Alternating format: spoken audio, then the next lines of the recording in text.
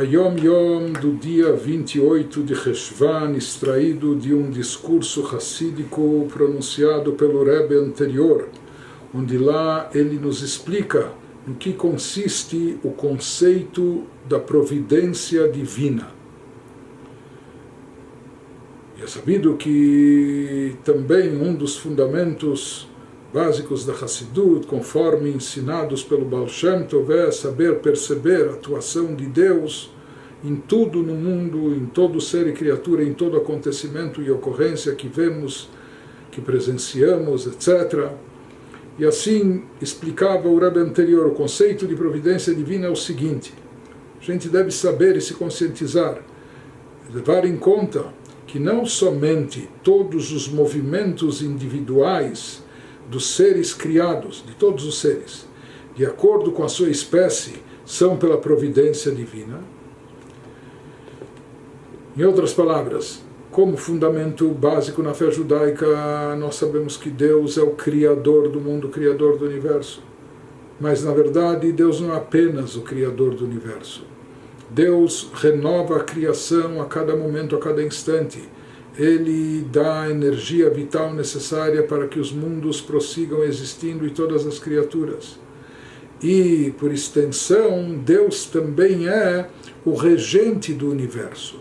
Não é que ele apenas criou o mundo, por assim dizer, deu o pontapé inicial no globo terrestre, a bola saiu girando e depois o mundo está abandonado ao seu destino. Não, Deus também é o regente do universo.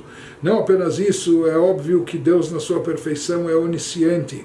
Ele sabe de tudo que ocorre e vê e percebe tudo que acontece, mas não só que ele sabe como espectador, na verdade existe uma providência divina. Tudo que acontece, se ocorre como ocorre, é porque assim é a vontade divina. Deus não interfere apenas no livre-arbítrio, na escolha entre o bem e o mal por parte do ser humano, mas todos os acontecimentos do mundo, tudo que ocorre com cada ser e criatura de qualquer reino, é por providência divina.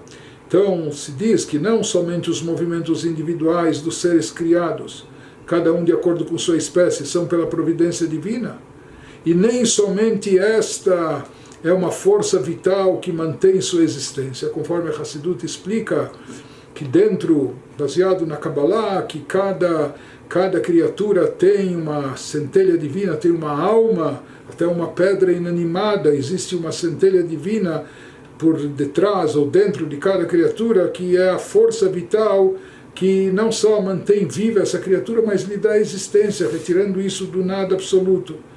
Mas não somente nisso consiste o conceito de providência divina. Explica o Rebbe anterior que providência divina é muito mais. Isso é muito mais específico, detalhado. E isso significa saber, estar consciente que cada movimento individual por parte de cada criatura está ligado de modo geral ao objetivo abrangente de toda a criação. Ou seja, existem inclusive algumas correntes de pensamento, algumas linhas no próprio judaísmo que dizem, talvez no ser humano haja uma providência individual, mas nos outros reinos não necessariamente. Talvez haja uma providência divina para que não haja extinção de uma determinada ave rara, ou de baleias ou foquinhas, ou de algum espécime animal, mas não que Deus está supervisionando cada animal individualmente, cada ave, etc. Já o Baal Shem Tov dizia que a providência divina é uma providência individual e ela abrange todos os seres e criaturas, e na verdade tudo que acontece, até, como ele dizia e ilustrava, até se o vento sopra uma folha que caiu de uma árvore alguns centímetros adiante, é porque isso tem uma razão de ser, isso tem um motivo, e esse motivo está relacionado com a realização final do propósito divino na criação. Ou seja, tudo que está acontecendo aqui, não só que Deus impede um choque de asteroides que vai afetar a Terra, mas na verdade até os movimentos mínimos envolvendo não só o animal, cada ser, criatura, tudo isso, de uma maneira ou de outra, conduz ao preenchimento do propósito divino para a criação.